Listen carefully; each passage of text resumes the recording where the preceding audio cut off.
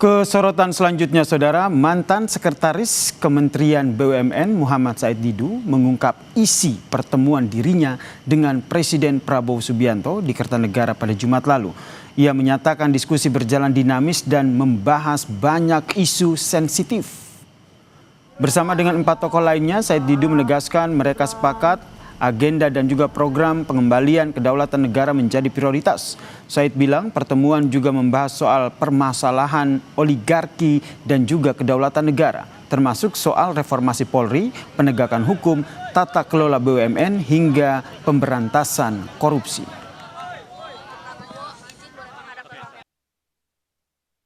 Sehingga saya menyatakan, Bapak Presiden, kami ini dari dulu tidak oposisi terhadap terhadap orang atau apa, tapi kami oposisi terhadap siapapun yang ingin menghancurkan bangsa. Dan kebetulan sepertinya bahwa program Bapak ini searah, bahwa Bapak juga ingin mengembalikan kedaulatan rakyat. Dan kami sudah sepakat, Pak, bukan sepakat, kami sudah memahami bahwa sumber kerusakan semua bangsa ini adalah karena oligarki sudah mengambil alih kedaulatan dan bekerja sama dengan pejabat pedagang kedaulatan. Saya menyatakan, Pak, musuh Bapak akan bertambah, tapi kami bersedia bersama Bapak berjuang untuk mengembalikan kedaulatan.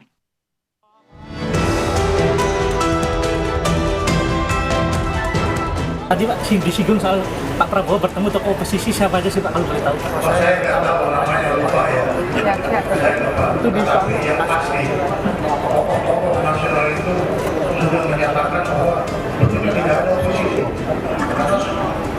Ini masalah komunikasi. Komunikasi itu sudah terjalin. Yang saya tahu bahwa tokoh itu mengatakan bahwa sekarang waktunya kedaulatan rakyat kembali. Jumat malam pekan lalu, Presiden Prabowo Subianto melakukan pertemuan tertutup dengan sejumlah tokoh masyarakat yang kerap kali dinilai memberikan kritikan terhadap pemerintah. Para tokoh yang hadir dalam pertemuan di Kertanegara selama 4 jam lebih, diantaranya mantan Barreskrim Polri Susno Duaji, peneliti utama BRIN Siti Zuhro, dan mantan Ketua KPK Abraham Samad. Dalam pertemuan tertutup tersebut, mantan Ketua KPK periode 2011 hingga 2015 Abraham Samad mengungkapkan Presiden Prabowo mempersilahkan setiap pihak yang hadir untuk menyampaikan kritikannya. Samad bilang pada kesempatan itu dirinya memberikan masukan soal memperbaiki indeks korupsi Indonesia yang dinilai masih sangat tinggi. Samad juga menyampaikan, meski sudah berbincang dengan Presiden secara langsung, dirinya akan tetap kritis terhadap pemerintahan. Menurutnya, forum serupa akan kembali dilakukan Presiden di Hambalang dengan mengundang elemen masyarakat yang lebih luas lagi. Presiden Prabowo sangat happy dan dia langsung menyampaikan kepada kita bahwa dia tidak anti kritik. Jadi silahkan kritik di forum itu, makanya kenapa sampai lama? Karena kan masing-masing peserta itu menggunakan waktunya cukup lama, termasuk saya ya.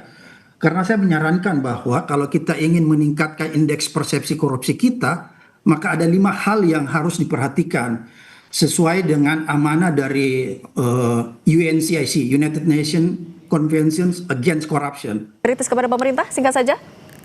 Tetap, karena gini ya, saya ingin sampaikan bahwa kemarin di akhir pertemuan itu Pak Prabowo menyatakan diskusinya kan belum selesai, maka akan dilanjutkan kemudian diskusi di Hambalang dengan membuka forum yang lebih lebar. Kepala Staf Presiden M. Kodari menyatakan pertemuan tersebut dilakukan Presiden Prabowo untuk melakukan perbaikan, pembenahan, termasuk pemberantasan pelanggaran hingga menerima masukan dan saran dari setiap elemen masyarakat. Menunjukkan atau ingin mengkomunikasikan bahwa beliau sangat serius untuk melakukan perbaikan-perbaikan nasib bangsa dan negara, terutama dari segi pembenahan dan pemberantasan pelanggaran pada aspek sumber daya alam gitu. Dan yang ketiga tentunya ingin mendapatkan masukan dan saran di luar sambil silaturahmi dengan berbagai macam tokoh dan kelompok masyarakat dari berbagai macam kalangan.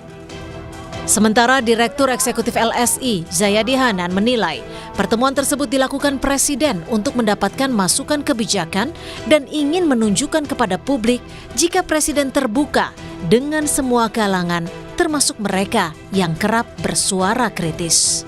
Jadi ada nomor satu saya kira yang diinginkan oleh Presiden, saya setuju dengan Bang Kodari tadi bahwa mungkin ada soal masukan kebijakan, itu satu. Yang diperlukan, yang ingin dituju ya. Yang kedua adalah soal berkomunikasi kepada publik melalui tokoh-tokoh ini. Yang ketiga saya kira itu juga menunjukkan kepada publik bahwa secara politik Presiden itu terbuka dengan semua kalangan termasuk tokoh-tokoh yang kritis. Itu tampaknya yang ingin dicapai melalui dari sisi politik gitu. Dalam demokrasi, suara kritis masyarakat kerap dijadikan sebagai suara pengingat bagi pemerintah. Meski dialog dengan Presiden telah terjadi, namun demokrasi tidak diukur dari siapa yang diundang masuk, melainkan sejauh mana suara kritis tetap lantang setelah pertemuan usai. Tim Liputan, Kompas TV.